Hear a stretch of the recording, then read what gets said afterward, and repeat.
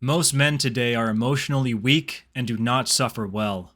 Whenever they have to endure some hardship or pain, they feel sorry for themselves, have a psychological breakdown, and become discouraged. Then they go and tell their problems to anyone who will listen, because men are taught to share their feelings and to not bottle up their emotions. Many men continue to live like this and let their emotions guide them instead of their wills.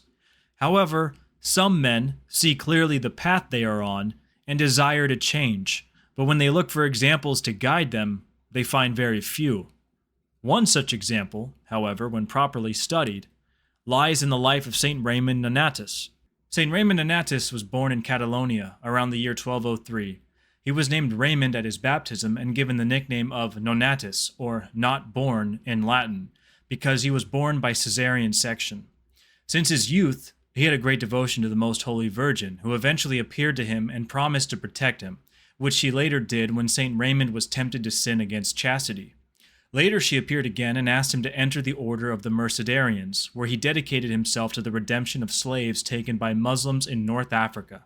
He liberated 140 captives in Valencia, 250 in Urgel, and 28 in Tunis, but it was here in Tunis where he fulfilled the special fourth vow of the Mercedarians by offering himself to remain in captivity in place of the Catholic prisoners, since he was unable to pay the ransoms demanded by the slave traders.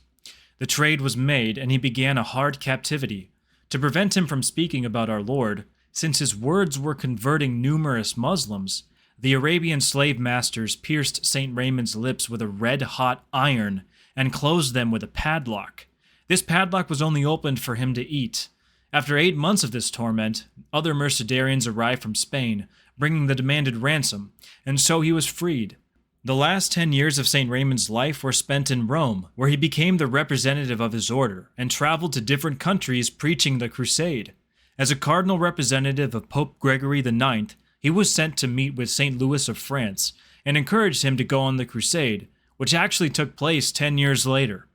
As we can see, the life of St. Raymond Nonnatus is filled with extraordinary sufferings and great deeds.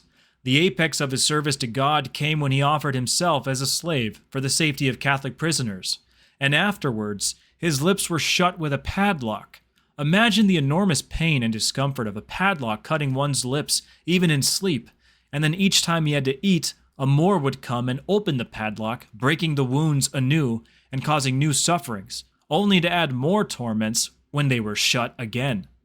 The true lesson for us men today lies in what St. Raymond Nonnatus did after he was freed from his captivity and torture. Did he have a psychological breakdown? Become discouraged? Feel sorry for himself? No. He took an extraordinarily manly attitude and returned to a life of intense activity. You see how he resisted the temptations to feel sorry for himself and stopped fighting for the Catholic cause. His attitude demanded a highly supernatural spirit and strong virile personality.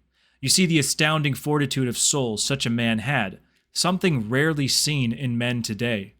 He returned and continued an active life for another 10 years or so. He traveled throughout Europe as an ambassador of the Pope and a preacher of the Crusade. What a powerful impression the word of his sermons delivered by his wounded lips must have made on the people. He was a character worthy to preach a crusade. You understand why the Crusades were so well accepted in the Middle Ages when you know that men like St. Raymond Nonnatus preached them. Their audiences accepted the great sacrifice of going on the Crusades following the examples of the sacrifice of the saints that preached them. Imagine such a scene.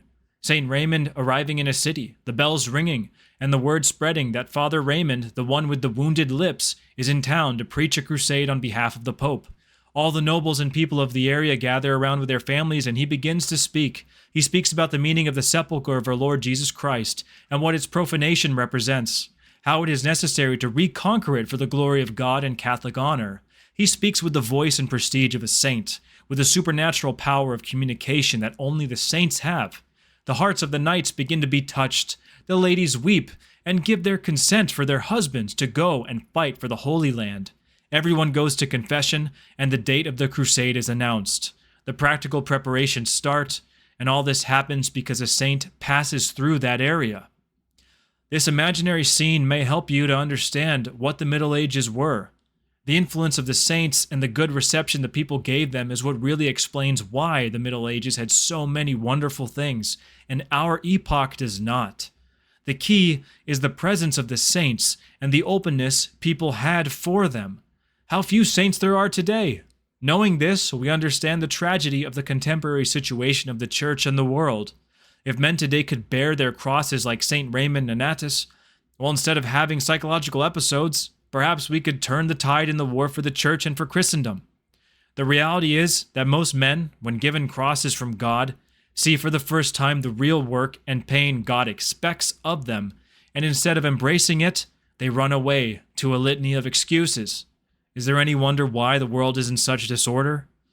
Let us ask St. Raymond Nonnatus to give us more saints to regenerate the Church and the world, to give graces to men today, so that they might be men of action instead of men who feel sorry for themselves, and to guide others to follow such men wherever God desires.